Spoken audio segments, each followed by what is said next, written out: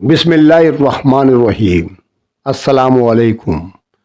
आज आपके सामने कुरानी क़िस्सों के सिलसिले में हज़रत लूत अलैहिस्सलाम की कौम का इबरतनाक वाक़या आपके सामने बयान किया जा रहा है। आप इस वाक़े को सुने, वाश करें और इससे इबरत हासिल करें।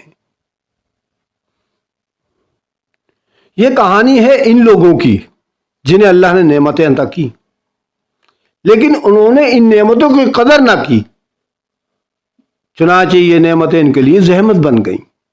ये कौम थी कौम लूत, जो अल्लाह के फरमान को ही भूल गई और शैतान के झूठे वादों की कैद में जा बसी। कौम सदूम एक सरसब्ज शादाब इलाके में रहती थी। इनके बाग लहलहाते थे, खेत सरसब्ज थे, दौलत बहुत ज्यादा थी, मगर दिलों से खौफ खुदा बिल्कुल खत्म हो चुका था। शुरू में ये लोग सिर्फ जुल्म और चोरी में मुब्तला थे।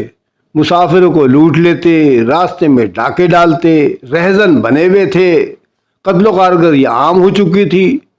लेकिन फिर शैतान ने इनके दिलों में एक नया वसवसा डाल दिया। उन्होंने अपनी फितरी ख्वाहिशात को बिल्कुल बिगाड़ लिया। मर्द मर्दों की तरफ माइल होने लगे और बदफेली में मुब्तला हो गए। औरतें औरतों की तरफ राग़िब हो गईं। शुरू में यह काम खुफिया तौर पर होता रहा, फिर आहिस्ता आहिस्ता उन्होंने उसे खेल, मजाक और मजे का जरिया ही बना लिया। उन्होंने शर्म और हया के दरवाजे बिल्कुल बंद कर दिए, यहां तक कि वो इस फेल कबीह को फख्र समझने लगे। ये तारीख की पहली कौम थी जिसने बदफेली को अपना मामूल बनाया, और यूं गुनाह इनकी फितरत का हिस्सा बनता चला गया।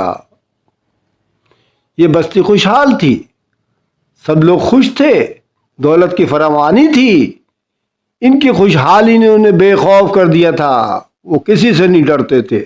ऐसे में शैतान इनके दरमियान आया, एक खूबसूरत और हसीन नौजवान बनकर, और उसने इनके दिलों में वो जहर भरा जिसकी महक कयामत तक के लिए इबरत बन गई।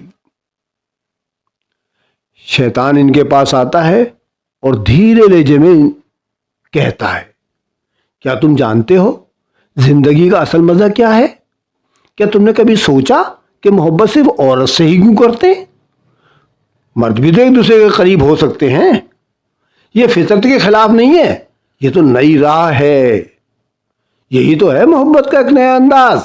क्या तुम जिंदगी के नए मजे लेना नहीं चाहते? लोग एक दूसरे को देखकर हंसने लगे, कुछ मुतजस्सिस हो गए, कुछ शर्माए और कुछ कह कहे लगाने लगे।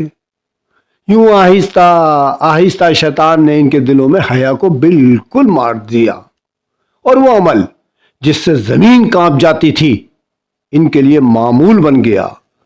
जिससे अल्लाह ने मना कर रखा था वो इनका मामूल बन गया। अब इनके घर, इनकी महफिलें, इनके बाजार सब बेहयाई के अड्डे बन चुके हैं। हर तरफ बदफेली हो रही है।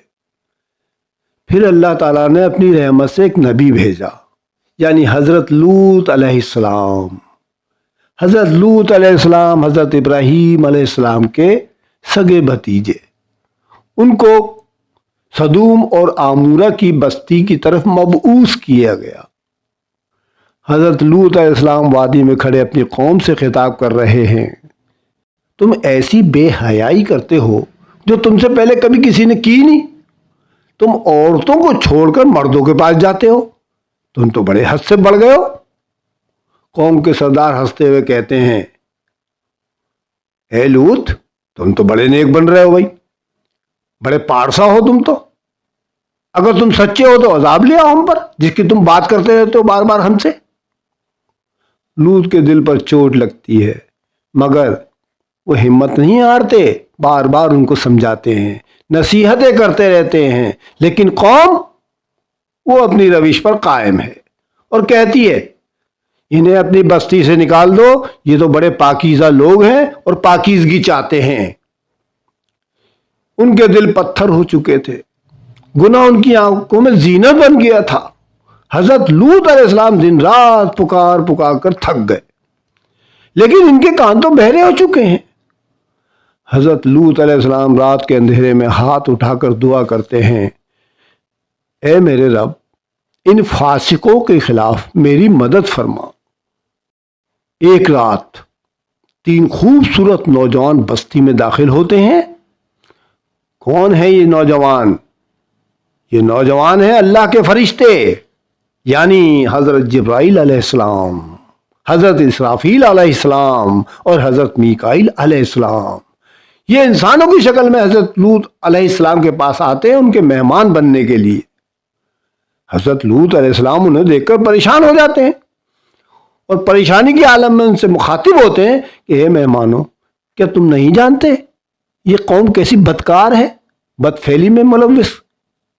تم جلدی سے میرے گھر میں چلے آؤ، کوئی تمہیں دیکھ نہ لے۔ لیکن یہ بات چھپی تو نہیں رہتی۔ حضرت لوط علیہ السلام کی بیوی جو اس قوم کی تھی، وہ اپنی قوم کو جا کر بتا دیتی ہے کہ لوط کے یہاں خوبصورت لڑکے آئے ہیں، حسین خوبصورت نوجوان، تمہارا نیا شکار۔ یہ سن کر پوری قوم لوط کے گھر کی طرف دوڑتی ہے۔ ہر طرف ہجوم کی آوازیں، دروازے پر زور زور سے دستکیں دی جا رہی ہیں۔ قوم کے مرد بولتے ہیں، اے لوط، اپنے مہمان ہمارے حوالے کر دو۔ دروازہ لرزنے لگتا ہے، طوفان کی آہٹ سنائی دینے لگتی ہے۔ حضرت لوط علیہ السلام خوفزدہ ہیں۔ وہ فریادی انداز میں کہتے ہیں، اے میری قوم، یہ میری بیٹیاں تمہارے لیے ہیں، اگر تم ایمان والے ہو تم ان سے نکاح کر لو۔ قوم قہے قہے لگاتے ہوئے کہتی ہے، ہمیں تمہاری بیٹیوں سے کوئی غرض نہیں، تم تو جانتے ہو کہ ہمیں لڑکیوں سے کوئی غرض نہیں ہوتی، اور یہ بھی جانتے ہو کہ ہم تو صرف مردوں کو چاہتے ہیں، نوجوان اور خوبصورت نوجوانوں کو۔ تو اس لیے بہتر یہی ہے کہ تم اپنے مہمان ہمارے حوالے کر دو۔ حضرت جبرائیل علیہ السلام فرماتے ہیں، اے لوط، ہم اللہ کے بھیجے ہوئے فرشتے ہیں، یہ تم تک ہرگز نہیں پہنچ سکیں گے، تم دروازہ کھول دو، یہ ہمارا کچھ نہیں بگاڑ سکتے۔ دروازہ کھول دیا جاتا ہے، تمام لوگ بھرا مار کر اندر داخل ہوتے ہیں۔ حضرت جبرائیل علیہ السلام اپنا ہاتھ گھماتے ہیں، وہ سب کے سب اندھے ہو جاتے ہیں، پھر پلٹ کر بھاگتے ہیں اور کہتے جاتے ہیں کہ لوط کے مہمانوں نے ہمیں اندھا کر دیا، ان کی آنکھوں کی جگہ گڑھے پڑ چکے ہیں اور ان کو کچھ دکھائی نہیں دے رہا۔ حضرت جبرائیل علیہ السلام فرماتے ہیں، اے لوط، تم اپنے اہل و عیال کے ساتھ رات کے آخری حصے میں نکل جاؤ، اور دیکھو پیچھے مڑ کر مت دیکھنا، جو پیچھے مڑ کر دیکھے گا وہ عذاب کا شکار ہو جائے گا۔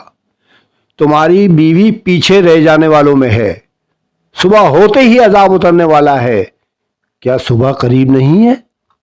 پھر صبح کا وہ لمحہ آیا، آسمان نے چیخ ماری، زمین نے دل پھاڑ دیا۔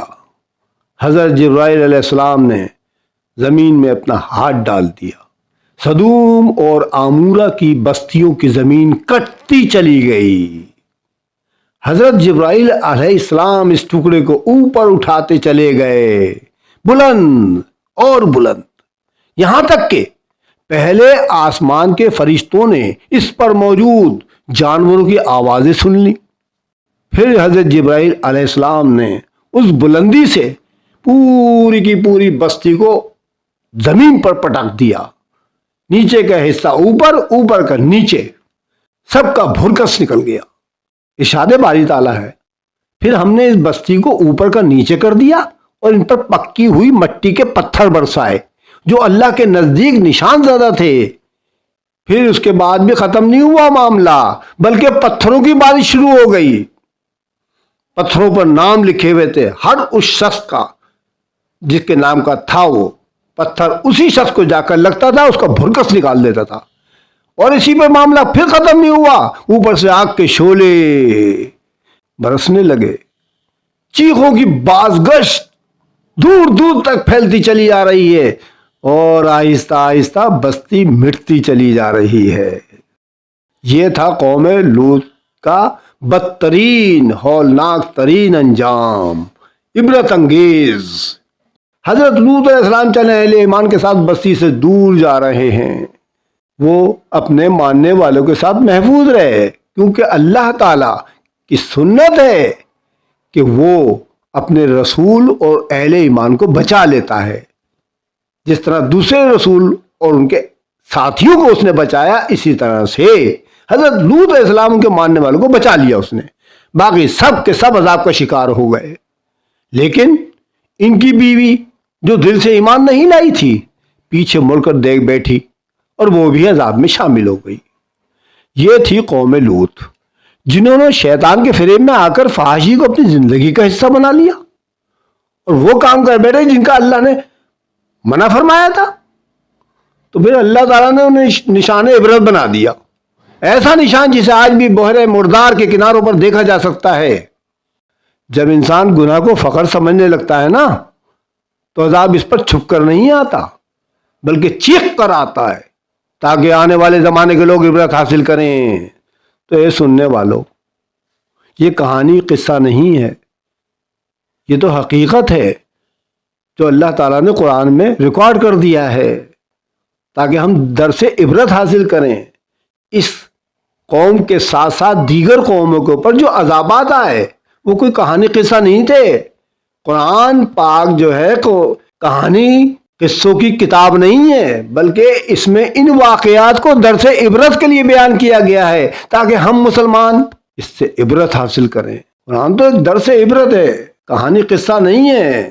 ہمیں ہر واقعے سے عبرت حاصل کرنی چاہیے، اپنے اعمال کو درست کرنا چاہیے، عبرت حاصل کریں ہم، اس سے پہلے کہ ہماری بستی بھی مٹا دی جائے۔ اے اللہ تعالیٰ، تو ہمیں ان تمام قبیح افعال سے محفوظ رکھیو اور ہمیں ایمان کے ساتھ موت عطا فرمائیو۔ آمین ثم آمین۔ والسلام، رفعت سمیع خان۔